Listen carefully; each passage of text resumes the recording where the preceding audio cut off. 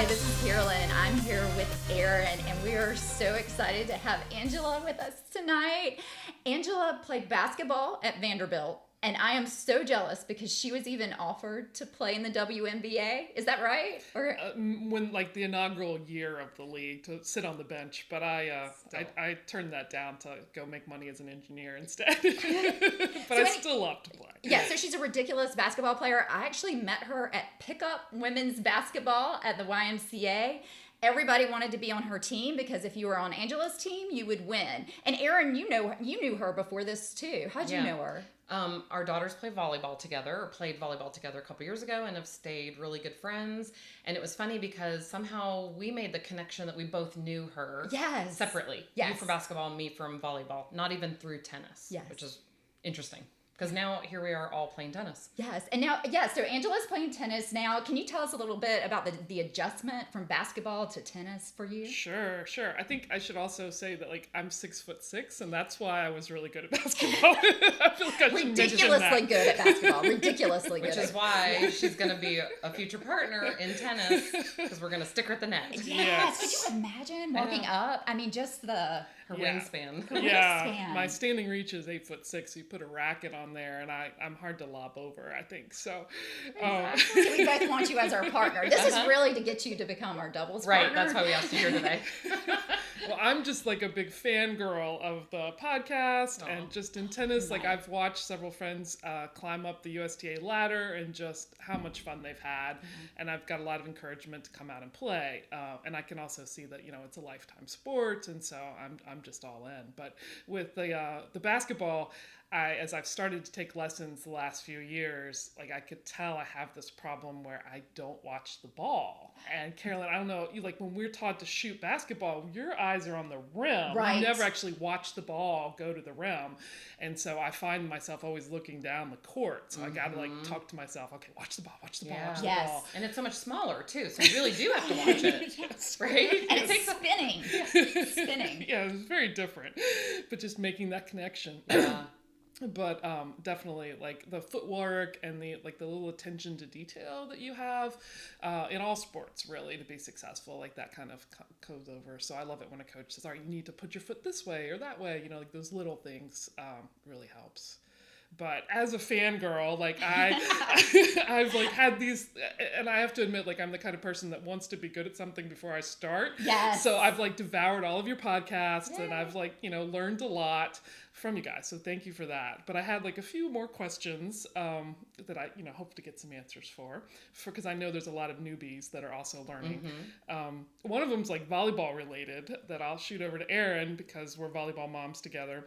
So when we watch volleyball, if the ball looks like it's going out of bounds, the team or even the parents might yell out. Yeah, everyone shouts. Out! Yeah, so you don't want the girls to hit it. And so I find myself on the court when my partner is maybe going for a ball that's going out. I want to yell out, but then that seems like that's breaking the rules because the other team may be thinking, or other partners, other doubles might be thinking that I'm calling it before it even hit the ground. Right. So I don't want to break the protocols. Yeah. So what do you guys yell when the ball's starting to go out? Yeah, that's a good question. People actually get upset if you make any call at all before the ball has clearly landed. People get really upset about that. Yes. A little uptight sometimes.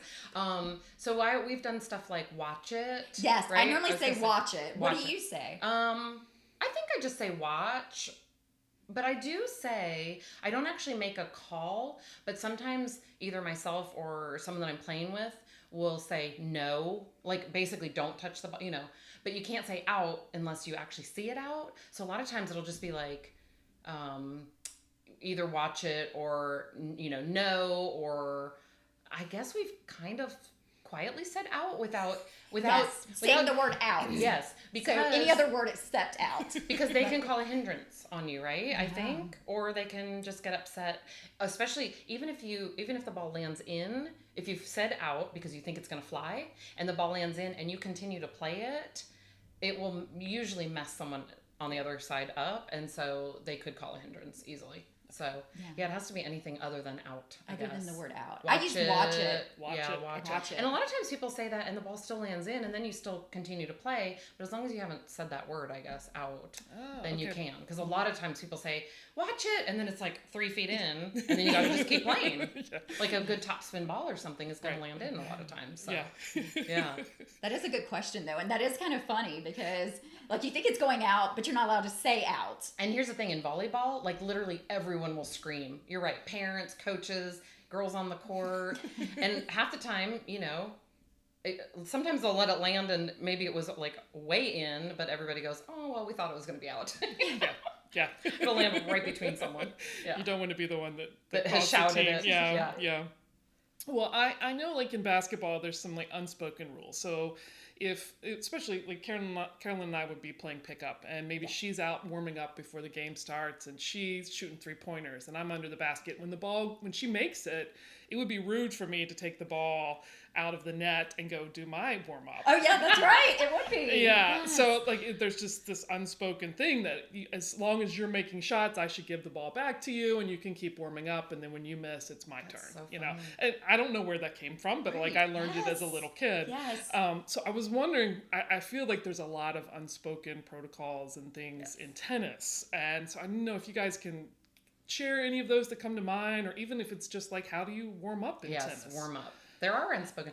I was playing this morning knowing that we were going to record today, and I was playing against our friend Teresa, and I was thinking, this is weird. Like, who came up with this rule? Or not rule, but like idea of this is the way to warm up. But I did think about something, and I told Carolyn, I could actually Google it and find out, but it's more interesting just to like throw out our own theories. Again, we are not experts, right. as you can tell. Yeah, that's the whole point of our of this, podcast yes. is it's really just our opinions. But and there's tons of other podcasts with actual like pros that know everything. But no, this is what we think. But I think someone came up with it at the beginning of time because it's really about hand-eye coordination, right? So you start up close. We call it baby tennis. Yes. I don't know. I'm sure not everybody calls it that, but you know, and you just kind of hit the ball back and forth. Like at the service line. At the service line, yeah. So like, yeah, start up close to the net and just hit it over. I've actually taken clinics from a pro who likes to warm up that way, but does not let the ball hit the ground. So you're literally just volleying. Oh, interesting. And it's a really good way to warm up because it really gets your feet moving. Because I don't think baby tennis, you can kind of like not move and sort of hit the ball. But when you're volleying, you really do have to move a little bit more. So I think part of it's that. Then the next step, it seems to be like, you do a few minutes up at the net. And then you're like, are you done? Are we done with this? Yeah. Let's move back and do ground strokes, right? Yes. Then you hit a couple serves and then, whatever. Now that part of it, hitting baseline shots and then serves, and I guess maybe some volleys and some overheads, whatever, that is sort of, I'm sure, a plan of warm up because all the pros even do that. They don't do baby tennis. Interesting, they don't? I've never seen, no. They always start at the baseline. Interesting. But they're pros and they've already warmed up with their team all morning. Oh, okay. So they don't need to do that. So they start right away, baseline. And they only have 5 minutes, just like if we go to States. You have a 5-minute warm up. So it's hit from the baseline. One person comes up, right? You take volleys. Yeah, and takes volleys. Then they take a few overheads. Then they move back. The other person does that. Hit a few serves each, and then start. And then you start. Yeah. In USTA matches, though, do you want to talk about like 15 to 30-minute warm-up sometimes? Oh, yeah. We're not usually that rushed for USTA matches. Yeah, and I hate when there's long warm-ups. Like, you've already warmed up with your team, and then you meet the person you're going to play, and then they're like, let's hit the fuzz off the ball. They always say that. Yeah. They always want to warm up more, and then you go through the same process over again. But sometimes, I mean, it's amazing how long people want to warm up. Yeah. And I'm just someone that likes a short warm up, especially if I'm playing singles. I'm going to be out there all day for hours. I want the warm up to be quick. Yeah. But it's a weird process. It is. It's strange. Yeah, I agree. But yeah, there is a little bit of difference between like warming up for UST matches where you get 15, 20, 30 minutes. As opposed to like at States where it's literally 5 minutes. You get assigned to your court. They say, here's your balls, go out to your court. You have a 5-minute warm up. And they literally walk around and say, all right, 3 minutes, 2 minutes, whatever. But there is that weird unspoken, like, let's start close at the net and then let's move back. And some of it makes sense, but a lot of it doesn't. I think it's just what people have done over the years, Yeah. Do you, when you play quads, do you do that? We start with the baby tennis. And you just wondered why you were doing it? I would just do what everyone Yes. else was doing. I'm trying to fit in. Yes, and I think there's a lot in tennis that's just kind of weird. Like even the scoring in tennis Oh, yeah. doesn't make sense No to sense. me. Okay, yeah, so let me ask this. Some people say 5 and some say 15. Which one am I supposed to say to sound cool like I know what I'm doing? What do you say, Erin? I was gonna say, do you want me to take that? Because I'll tell you what, when I started, I didn't really know how to score, but I knew if you were a tennis player, you scored it love, 15, 30, 40, right? And then deuce and add and all that stuff. But when I started playing, people were saying 5, 3. Yes. 5 for 15, 3 for 30. What do you say for 4? Nobody says 4. I guess you just say do. But I say 40-30. Yeah, or 4-3. I 4-3, guess you do. You do say a yes. 4. And I wondered the same thing. I'm like, what are these? It's already confusing enough, and now they've changed Yes. it to something else. I think it was just, I don't want to say out of laziness, or it's like texting nowadays. You know how sometimes you text R, U, like the letter R, the letter Yes, U, yes. on your way or whatever. Like, I feel like it's kind of become that. And so what I do, this is really funny. Sometimes depending on who I'm playing, like if I'm playing someone that I feel like has played forever, like just out of respect, I say it correctly. Really? If it's like more like a millennial, I'll say 4-3 or 5-3 or whatever the score is. Yeah. Okay. Yeah. Okay, so I do both. I do both as well. And I was thinking about it. I call 5 love, but then I'll say 30-15. So Just to confuse someone. I just didn't realize that I do both. Yeah. Because Yeah, I I never mix thought it up. about it till you asked that question, that I do both. I mix it up too based on superstition. Just because Really? I'm superstitious about sports, right? You are. So sometimes she knows. Like I make everybody sit in the same seat at volleyball. Like if they've won a set, I'm like, nobody move, But sometimes I do, like if I'm winning a game and I've called it, 15, if I've called it the traditional way of like correctly saying the full 15 or 30 or 40, and I'm winning, then I'll just keep doing it that way. If I don't, I might switch it up and say, you know what? Now it's 5-3 instead of 15-30. And I've never even noticed what people have Oh, called. I Like I've noticed never it, yeah. even noticed it. So that's interesting. Yeah. That you did. I noticed it when early on, I was like, what are these people doing? It's already confusing enough. Now I have to learn more numbers. Like the number's 15. It's not 5. Yeah. But then in world tennis, world team tennis, which not a lot of people play, but I think it's getting more popular. It's more like what Carolyn does in warm-up. I mean, not in warm-up, excuse me. When Carolyn and I sometimes play singles, just practice, we'll just say 1, 2, 3, 4 points. But How if you dare did that you. on a tennis court now, people would be like, what? My brain Because would then you'd have to explode. figure out, like, 1 is 15, 2 is 30. Yes. Yeah, so it would, yeah. Okay. But good question. That is a good question. Yeah. I had never thought of before. I think it's Yeah. just a new age, I don't know. Okay. Somebody. All right. So if I say 15, everybody's going to think I'm old, possibly. That's right. That's right. Okay, I'm good with that. I'm Okay, good with yeah, that. That's yeah. good. All right. Earlier you said used the phrase hitting the fuzz off the ball. Like you've talked about rackets and you've talked about strings, which was very helpful. But like, does the brand of the ball matter? Does it balls for different surfaces? What does it mean to hit the fuzz off? Like I'm confused. Okay, it doesn't matter to me, but Right, it does to Erin. I'm So laughing. go ahead, Erin. I'm laughing because I'm kind of a ball snob. She is. She is. She wouldn't play with my balls one day. Oh, that sounds terrible. But go ahead, Erin. Well, we were at States. Carolyn and our friend Emily and I Yes. all walked up to turn the card in, right? I think Emily and I were captaining or Yes, something. single states. So we were, singles. So we have to fill out the card of who's playing what line, and then you have to turn it into the officials table, and then they give you your can of balls. And Emily and I and Carolyn all walked up, and Emily and I went, oh, they're playing with, I don't even know what brand it was. It doesn't matter. Don't say it. Okay. Because we might want them as a sponsorship one day. That's right. But both Emily and I were like, oh, we don't like that. And I don't even know why. Because now, honestly, I would probably play with anything. But what I do know, because I was told very early on when I was a 2-5, I went out to courts that were all hard courts. It was, just a place, city courts that were all hard courts, not clay.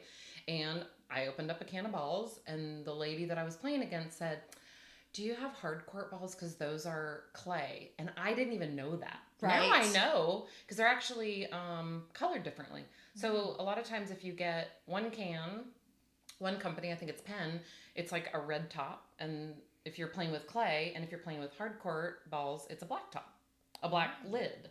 But then there's like a million, there's Babel. I mean, there's a million different different types of tennis balls. So I'm sure they're not all color coded, but sometimes I just have to look on the side to see which ones I'm playing with. And I do try to buy the correct ones, but brand wise, I mean, I just, whatever store I'm running past, whatever they have is fine.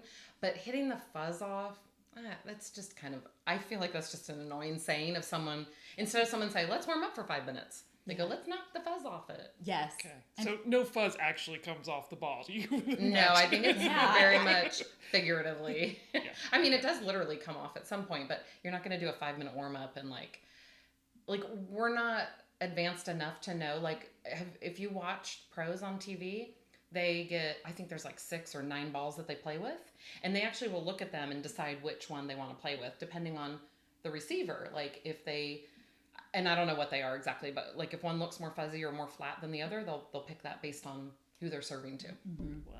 We're not that advanced. Well, not only we don't have to worry about that. I've never lost a match and then blamed it on the balls. Like the reason I lost it is because they had this brand of balls. Have That's you? So good. No, but I'm going to. But from now maybe on. I should. Yeah. Maybe I should. Yeah. From now on, I'm going to. Add that to the repertoire, huh? Yes. Yeah. Yes. The many things. Yes. Okay, so we're talking about different surfaces. Like, what are the difference between clay and the asphalt or hard top, whatever you call it? Yeah. And I guess, I don't know if we have grass courts locally, but if y'all ever played on grass? Do I we? never have. I never have. Have you? Yeah, No. I've never played. Do we have any locally? Don't Not look that- at me. Oh, I don't. At Oh. Wimbledon, they do. I know. No, I wish we were there right now. Yeah. I played on clay a lot and hard a lot. Yeah, we play on, and we actually just played this. Well, I did this morning. Carolyn and I were both practicing, but on 2 different courts. She was on clay, I was on hard, and our hard courts just got resurfaced, and they felt amazing. Really? Yes. Okay, because normally with I hard don't know courts, why, but they were awesome. the only big difference I see is when I play on hard courts, a really long match, my body hurts the Yes. next day. Yes. Versus it doesn't happen on clay. Mm-hmm. Yeah. Oh, agreed. And I actually prefer to play on clay, not because of that reason. That is a good reason, though. Clay slows the ball down. Yes. So Yes. I especially like to play singles because it gives me more time to like run for a ball, or you get weird bounces on clay that you don't get on hard courts. It could come off a line. Like the lines are literally on top of the clay, so it's never going to be a completely flat surface. And even again, we're not advanced enough to really know, but on hard courts, sometimes the painted part of the line feels a little bit different than the actual surface. And so some people will be like, oh, it's skidded off a line. I'm like, it all feels the same to me, you know? But yeah, we play a lot on clay. And if you can, for your body wise, it's good to try to, like, a lot of people prefer clay. Yeah. I prefer clay because I also like to have a ball mark. Yeah. Like if the ball goes quickly and I call it out, sometimes I am like, wait, let me just double check. Versus it on hard courts, if it goes quickly, you just have to assume it's in. Unless it's pollen season. I was going to say that. I was going to say that. We live in an area with a ton of pollen. True. That's true. It is very true. Yes. That's the one time you can see the marks clearly on a hard court is during pollen season. Am I the only one who feels like they're sliding more on clay? Oh, I definitely slide. Okay. Yes. Yeah, I do. I don't do it correctly though. I don't. Yeah. I don't know how to slide, but I kind of do slide. But the big difference between Carolyn's game and my game is Carolyn has really good footwork. That's I do it. not. Basketball. Yes, it's But I don't hit the true. ball hard, and Right. you hit the ball hard. Correct. So I slide more. Anger issues. Much. I slide more because I'm not quick enough to get to the ball. She is like, she has the fastest footwork and she's always there. So you don't slide like I do because I'm like kind of lazy about my footwork and not as quick. So that's where I feel like I'm sliding. I mean, sometimes I go back to the clay and I kind of move it around because you can see like a long stretch that I've done where I've slid, but not like a pro slides into like a great shot, but more because I have terrible footwork. But Yeah. really great shots. Good Really- shots, very bad good shots. footwork. Yeah. I think it's pretty unlikely that my footwork is going to get back to where it was in the 90s, so I'm really hoping to just win on reach. Yes. In fact, I've got such a wingspan that I learned the term poaching on your podcast.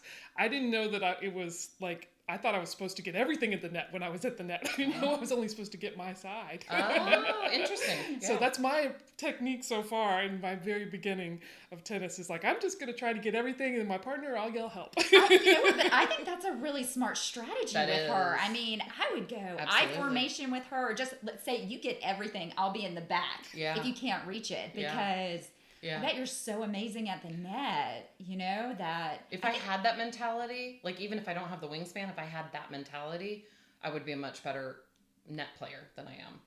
Because I think that is good. Like, go for everything. You have the reach that some of us don't. So I think that's a really good strategy for you. I just need to learn everything else. So anyway. But that's the thing. I'm looking forward to it. We don't all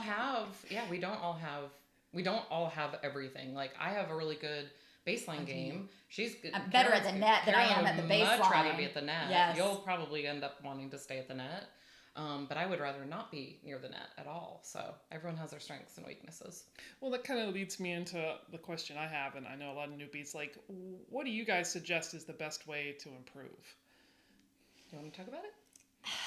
I would say lessons and just getting out there and playing different types of players. Mm-hmm. What else, Erin? Yeah, I would say getting out as much as you can, because I've seen more people get better quickest by being out there consistently, like a lot, like hitting with the ball machine, playing singles or doubles or whatever. Those are the people that I've seen get better very quickly. Find a group.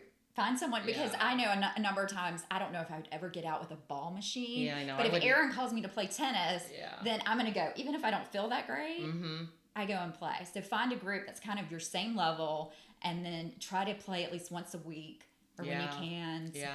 Because that's the way you do get better. Yeah. And I did throw myself into USTA matches. I think maybe we're going to talk about USTA, but I did throw myself in about 6 months after I started lessons. Yes.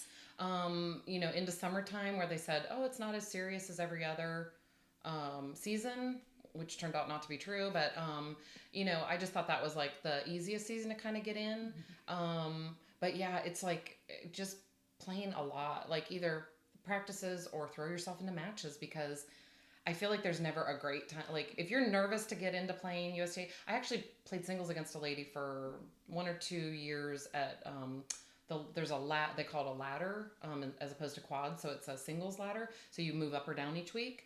And I played for, I don't know, many, many matches against this lady who is such a good player, but she was terrified to sign up for USTA. Really? And I signed up really early, and now I see her. She's a 3-0, but she is a phenomenal 3-0. Like, she'll get bumped for sure. And we started at the same time, but I was willing to throw myself into matches, and she just wanted to practice for a very, very long time before she did. So I think that's a really great point, is to sign up for USTA. It makes you show up, it makes you play. Yeah. Because that's the only reason, and then you find a team, and then you start practicing with your team. So I think that was such a great point, is go ahead and sign up and play. Nobody feels ready. Exactly. We're all going out there. No one's that good. Right. And if you are, you're at the wrong level. Exactly. Right? If you're winning all your matches, you're at the wrong level. You'll get bumped up and eventually lose, like I'm doing now. So you eventually bump up enough that you're going to lose. But that's the beauty of USTA, is that if you're winning all the time, you're going to get bumped up, and then you're going to start losing, and then you'll start winning again. But I think that's a great point. Yeah. It is I think we talked about this maybe last week. It is the one system that makes, like, you or I go out and not have to play against a 5-0. Like a former college player. So that's the difference with basketball. I showed up for pickup, and there's Angela there, and I go, uh-oh, I'm in the wrong place. But that wouldn't happen with tennis. You're playing people at your same level. Yeah. So that's a good point. Yeah. I've seen you shoot. She's out of I was going to say. No, not like her, though. I was going to say. I think Carolyn holds her own in basketball. No, I don't. Yeah, well, I'm excited. I'm gonna be brave and sign up for USTA in the fall, I think, and just get out there. Have you rated yourself yet? Yeah. Have you gone online? I have signed up. I self-rated a 2.5. I know they recommend college athletes starting at a 3.0, but I thought maybe if your career was 25 years ago, maybe you could go back. Yes. What will probably happen, because we did Carolyn and I talked about this, we have played people. We've had someone on the podcast even that played tennis in college, but is a 3.5 now, which normally we would think, oh, you got to start at like a 3.5 or a 4.0, but it had been so long. And then once you get in the system, like, you may bump up very quickly. I know a friend who was a former soccer player. She was a 2.5 for one season. And then they were like, you're no 2.5, you're going to be it. But that's fine. Like, the system can figure it out really quickly. So I don't think that's wrong for you to start at a 2.5. You might walk on the court and people are going to be like, she's not a 2.5. You know, they might get upset about it. But you let the computer do the math, right? And you get re-rated every night. And you'll either, you know, like, that'll either be your level, or the computer will figure out if you're winning everything, then it'll bump you. Yeah. So.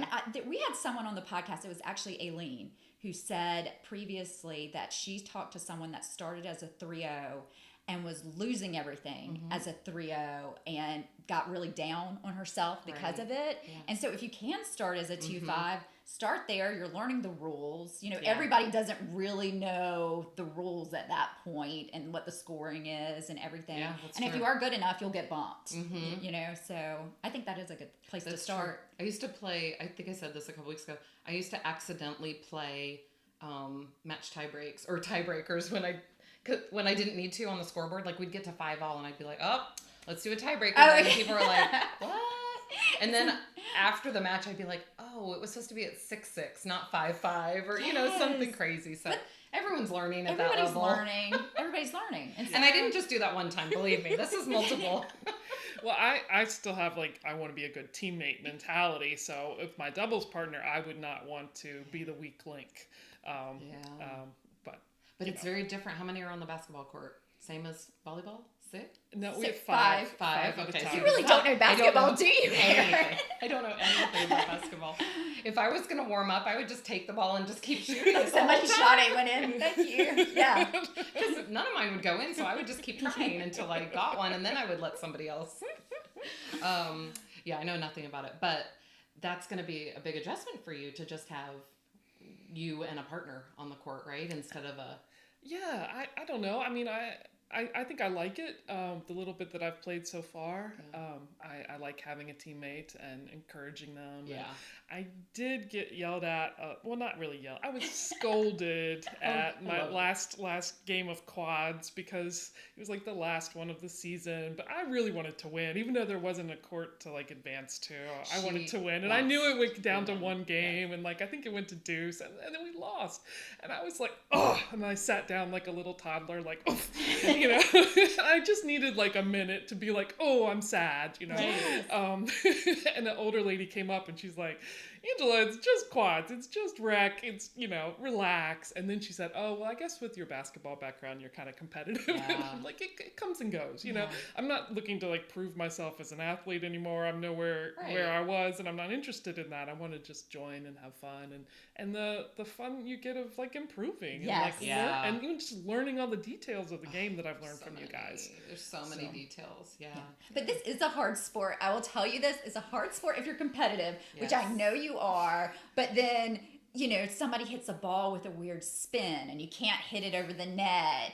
And there is, I mean, every time you go out there, you know, it is a little kind of personal because it's not 5 players on a court, you know, there's only 1 or 2. So, and Carolyn, the thing she likes the least about tennis is that there's no official.